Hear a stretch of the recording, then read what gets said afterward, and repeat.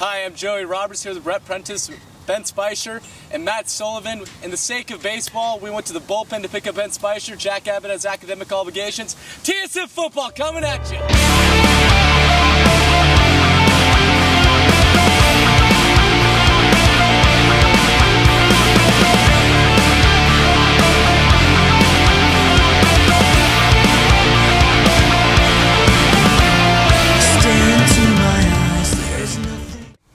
After an unbelievable comeback victory against Williams last week, Trinity will host Hamilton College this Saturday. We defeated them last year 20-15. Should be a good one this Saturday. Guys, what should we watch for? My focus of the game is on the entire Bantam offense. Last year at Hamilton, the offense was dysfunctional and scoreless for the first 3 quarters of the game. It took a Connor Wells 40-yard touchdown reception with 23 seconds left to be the difference in the game. One area on defense that the offense can exploit is Hamilton's inability to create turnovers. I believe they put the Williams game behind them, and they could come out early and often in scoring against a Hamilton that's up and coming. My focus this week is the Trinity secondary, led by safety John Marinelli and quarterbacks Mike O'Connor and Harry Melendez. The defensive backfield was vital to last weekend's comeback win over Williams, an effort led by Harry Melendez, who had an interception in the first half that he returned for Trinity's first touchdown, and then later sealed the game with his second interception on the game's final play, en route to becoming NESCAC Defensive Player of the Week.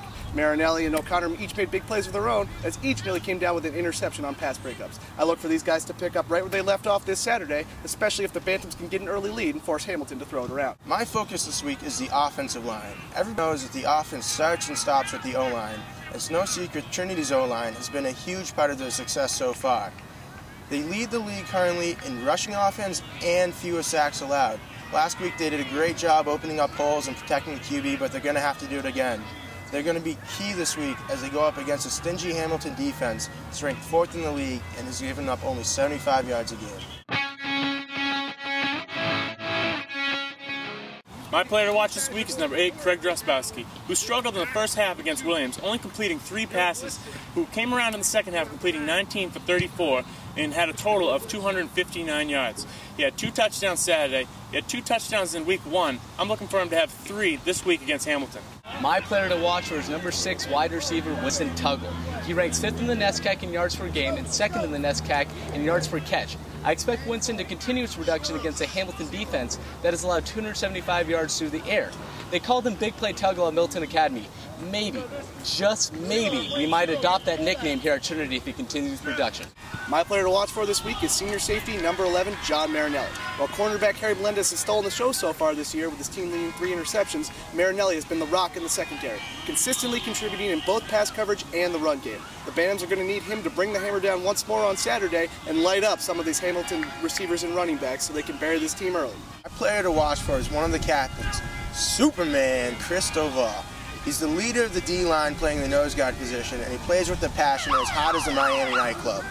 Undeniably the strongest kid in the league, he moves guys out of his way with ease, and he's always coming up with the big tackle.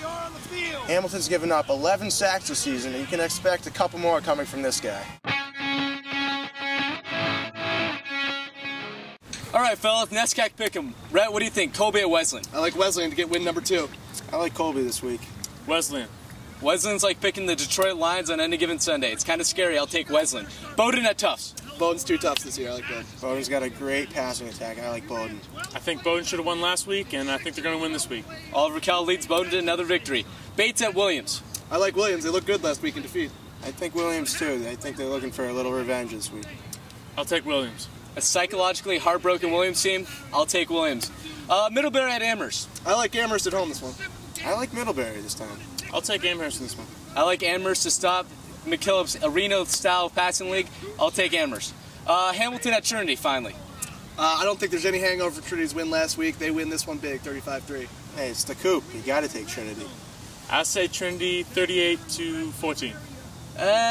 Trinity 31, Hamilton 10. You got it all bumming over my head, but I don't know. If you're not going home for Trinity days, a lot of players have been urging a lot of students to come out to the game this Saturday at 1 o'clock against Hamilton. Reporting from the Coop, I'm Joey Roberts, TSN.